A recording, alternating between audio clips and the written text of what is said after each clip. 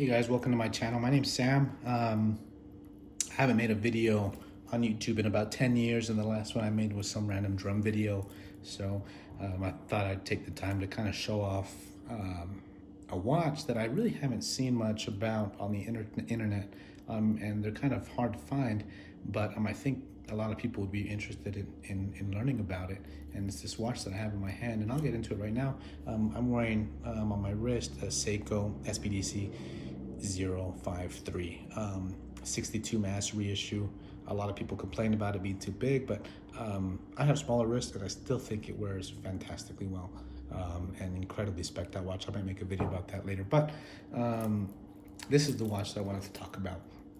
This watch right here caught my eye, kind of scrolling through eBay looking for some Panda chronographs, and I was seeing the usual suspects of Yemas and seeing some Movados and other stuff like that, and I saw this, and this really caught my eye because I'm a huge fan of the Paul Newman Daytona. Matter of fact, I bought an Alpha Daytona a couple of years ago. Wasn't that crazy about it, just didn't really scratch that itch at all, so I gave it to my brother. And the reason being is it's big. The Alpha Daytona is about 40 millimeters. Maybe it's smaller, maybe 30, 39, but even then it's really thick. The subdials aren't spaced correctly to me, and then I bought the cream dialed one that just looked just too heavily fake patinated. So I wasn't a big fan of the Alpha. And on top of that, the crown was just really kind of gritty, unscrewing it and threading it in. So needless to say, I wasn't a big fan. If you have an Alpha Daytona, they look good, they're nice watches, but didn't really scratch the itch that I had for a Paul Newman Daytona. And I just kind of always assume that I'll never scratch that itch because I'll never be able to afford one, because they're a couple $100,000. Even if I had the money, I don't know if I would pay that much for a wristwatch. So I saw this watch and I was like, oh, cool. Let me check it out. And I thought that there'd be something wrong with it in the sense of maybe it's too big, maybe it's a quartz, who knows. But it's an automatic 7750 based Chinese movement. It's a Chinese watch, but it's an automatic. The subdials are positioned just like a Paul Newman would, right at the edge, touching the outer track. It's white, it's not cream colored dial, so if it does patinate, it'll patinate naturally. And the dimensions are right. It's a 37.5 millimeter watch, just a half millimeter bigger than the original Paul Newman. And they even got the dimensions down to the bracelet. The lug width is not 20 millimeters, it's 19 millimeters.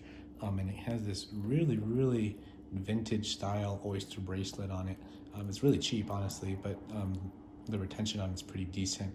But it has these really skinny center links, and it tapers down heavily down to a 16 millimeter clasp.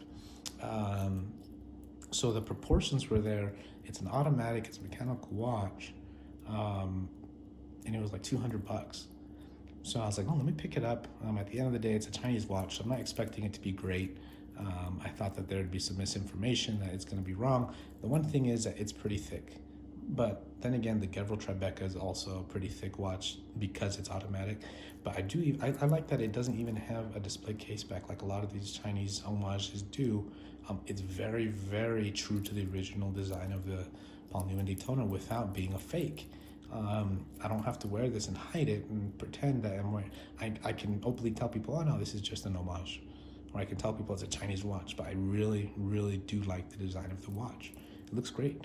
And the thing is, the Paul Newman is probably the only homage that I really find, that's totally understandable.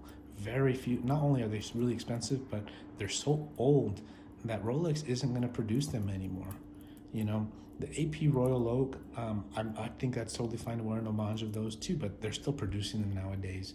So eventually you might be able to buy one from AP if you wanted, if you find yourself in the proper circumstances. But the Paul Newman Daytona is a watch that is gone, it's long gone, and now they're just ridiculously expensive.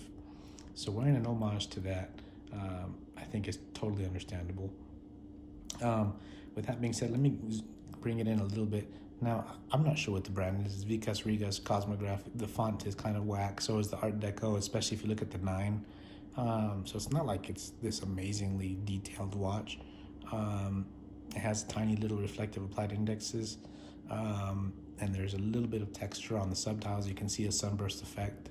But at the end of the day, for a $200 watch, I think it does the job. Heavily domed acrylic crystal, drilled lugs, screw down pushers, screw down crown, can't complain.